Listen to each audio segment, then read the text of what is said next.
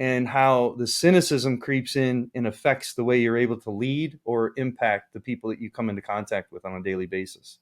hmm I mean, it's so rampant in the PD, just the cynicism that I got to read that book. I mean, that couldn't be more spot on because you think you don't trust anybody because the people that you deal with on a daily basis, they're all liars. It's all BS. Everything they say, Yeah. therefore makes them it dehumanizes them because they're and it puts you kind of plots you against them. Um, Yeah.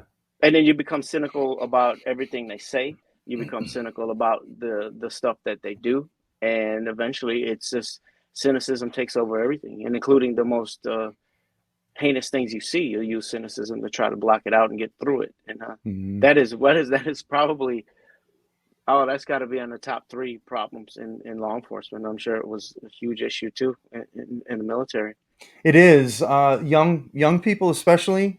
Even though I wouldn't always apply that to vigilance, but you, I use the term cynical a lot when I hmm come to describing even young people. It's this is BS.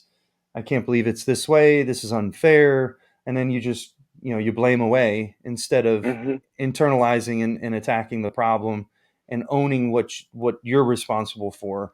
uh Cynicism allows you to put up a wall and shut everything else down and not have to deal with it, which is unhealthy regardless of the job that you're in. But I think as a leader, if you can recognize the cynicism and try to break through that, both internally and externally with other people, then it makes you a little bit more effective when trying to, what leadership is, and that's influence people, uh right? So if you can break through that cynicism, then you're making a difference in everyone's world, including your own. Uh-huh.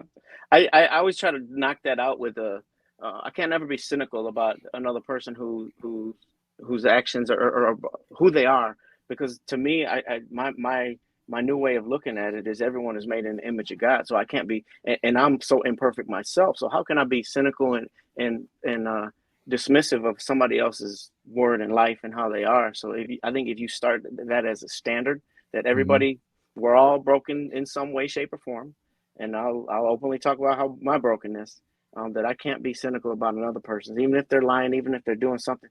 I'm not going to judge. I'm still going to treat them well, and they're still a human, and I'm no better than them. So I think that is a huge issue in policing, that you look down on people, and cynicism is the number one way to me that they can keep that wall up and justify that separation. Yeah, you